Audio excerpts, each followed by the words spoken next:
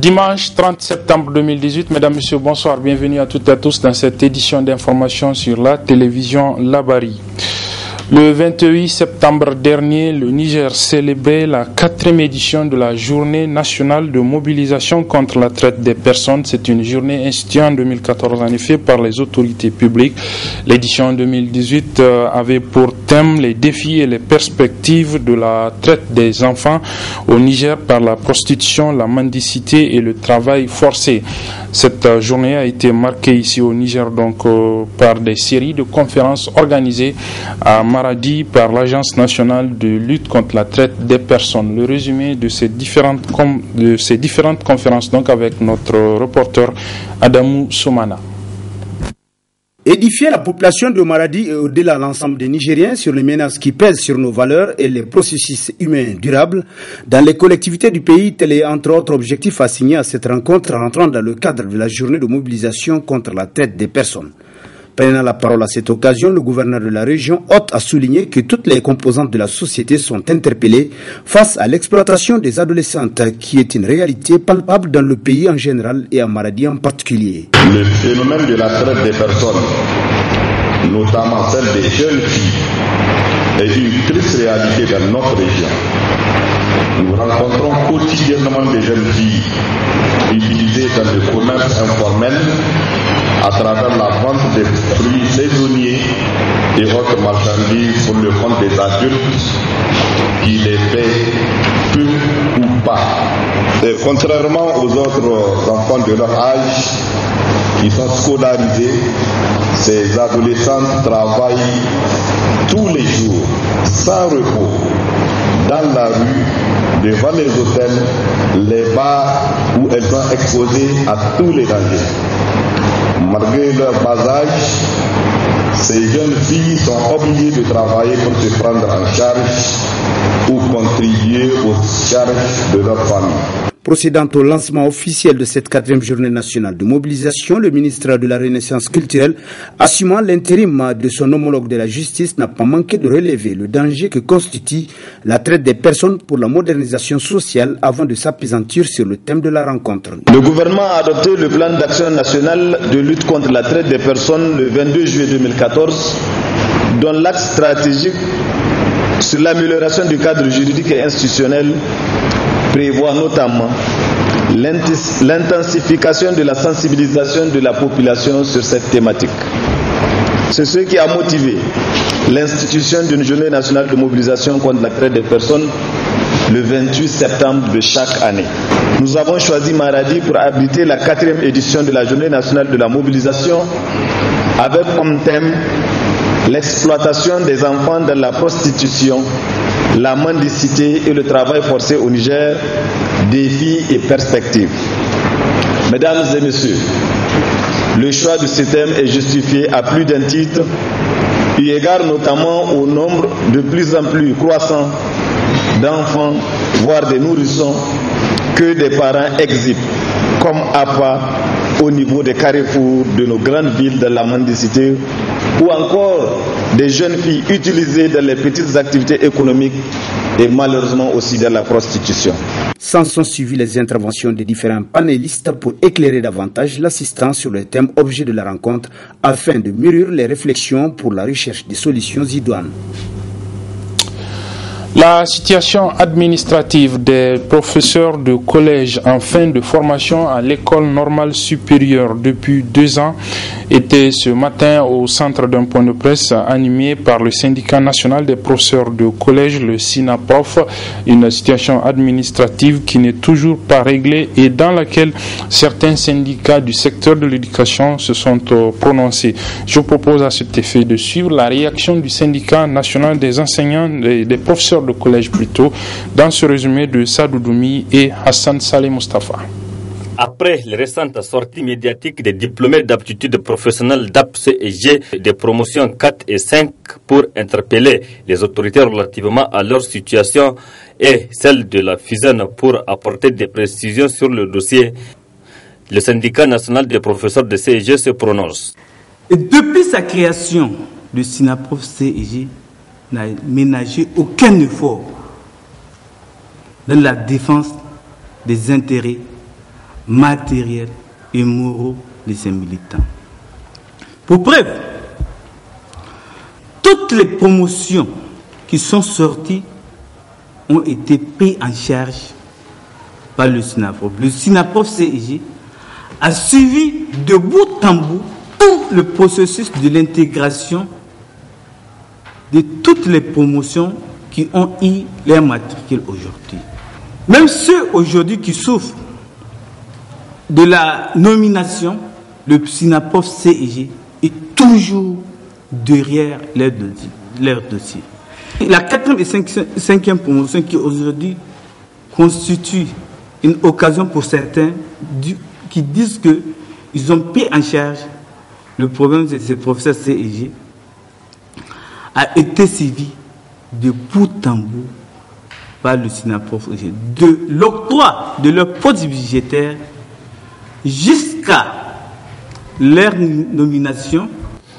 Le SINAPROF-CEG dit avoir géré lui-même le dossier de la 4e et 5e promotion de professeurs de CEG formés respectivement à l'école normale supérieure ENES et à l'Institut Amir Sultan. En personne, le ministre nous a appelés pour nous dire qu'il y a une négociation et qu'il va être question des professeurs CEG lorsque certains camarades ont refusé. À notre grande surprise, chaque fois quand ils sortent, ils disent qu'ils ont pris en charge les SINAPROF-CEG avec des informations incohérentes. Nous avons aussi entendu que ce responsable syndical dit qu'on nous a amenés sur le terrain, on ne reçoit rien. De façon efficace, à chaque fois qu'un professeur CEG a un problème sur le terrain, il nous contacte. Et toujours avec le ministère de tutelle, soit le SGE et le DIRCAP, on appelle directement la direction régionale pour régler ce problème. Le SINAPROF-CEG s'insurge par ailleurs contre ce qu'il a qualifié de l'immixtion de certains responsables syndicaux qui se sont prononcés sur ces dossiers. Activité politique cette fois-ci avec l'adhésion ce matin d'un certain nombre de militants de l'Alliance des mouvements pour l'émergence du Niger, Amen Amen, avec à leur tête la présidente nationale des femmes de cette formation politique, Adam Hajia Fati, une adhésion au Parti nigérien pour la démocratie et le socialisme, le PNDS-Taraya, le principal parti au pouvoir.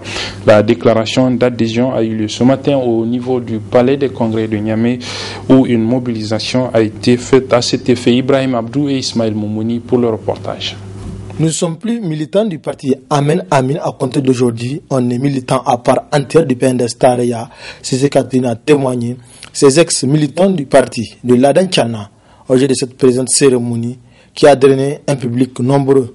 Incapables d'instaurer une réelle vision au sein des structures dont ils sont mandataires, certains politiciens cherchent à jeter l'anathème sur la personne du président de la République, sur son gouvernement, ainsi que sur tous ceux qui ont su susciter l'adhésion et l'enthousiasme de la majorité de la population. Cette attitude dangereuse et indigne se trouve malheureusement de plus en plus véhiculée au sein de l'Alliance des mouvements pour l'émergence du Niger, auquel nous appartenions jusqu'à une date récente. En plus de son caractère facile comme stratégie, cette option est totalement en contradiction avec nos idéaux et valeurs sur la base desquelles Amin Amin s'est engagé à accompagner les actions du président de la République et de son gouvernement. C'est pour toute cette raison et dans le souci constant de contribuer au bien-être des populations nigériennes que nous avons décidé, à compter de ce jour 30 septembre 2018, d'apporter de façon optimale une plus-value au PNDS-Taraya dans le processus de gouvernance en cours et dans la perspective des élections 2021. Avec cette forte adhésion dont à sa tête, Mme Adam Hajia Absou, cela va apporter un plus au Parti Rose, ce qui réjouit à plus d'un titre les responsables. Vous êtes tous bien arrivés parce qu'avec bras ouverts, vous nous attendons. Au PNDS, on n'est pas à la on est membre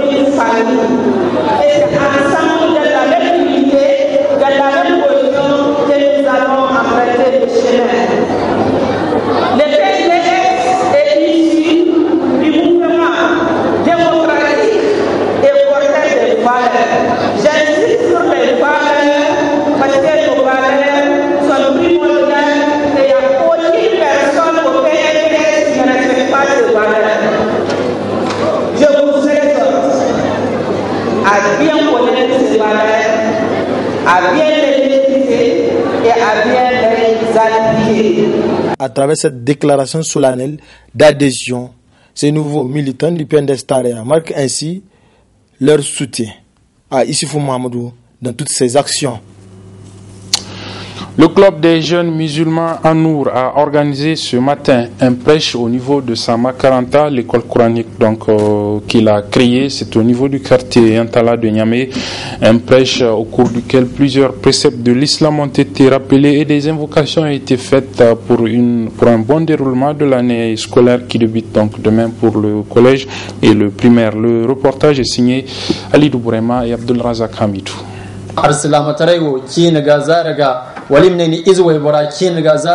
L'éducation et savoir et son importance sont les deux thèmes sur lesquels s'est tenu ce prêche suivi de sensibilisation organisé par Makaranta Nour Nkaira avec le club Anour. C'est un prêche qui a été organisé conjointement avec le club Anour, le club des jeunes musulmans dénommé Anour, auquel nous appartenons, avec l'école coranique des jeunes enfants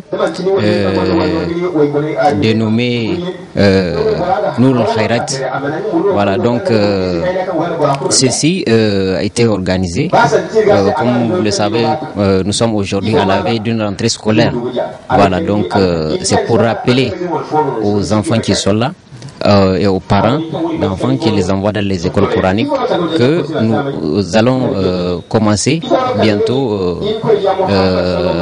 C'est la fin des vacances, bientôt c'est l'école.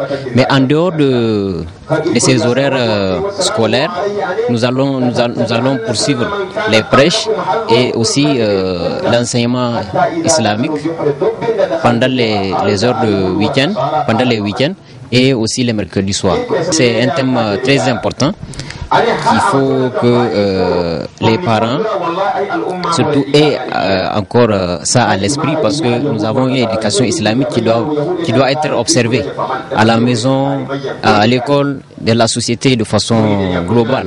Voilà, donc c'est un des thèmes qui sera développé aujourd'hui pour rafraîchir vraiment la mémoire aux uns aux autres face à des défis aujourd'hui de l'éducation que les gens voient à travers les médias, les réseaux sociaux et tout, qu'il faut vraiment que les gens puissent adapter un comportement assez décent comme nous l'enseigne la religion musulmane.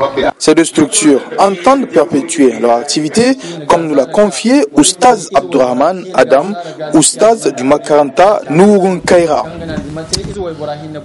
Voilà, c'est donc sur ce que se referme cette édition, mesdames et messieurs. Merci de l'avoir suivi. Très bonne suite des programmes sur la télévision Labari. Au revoir.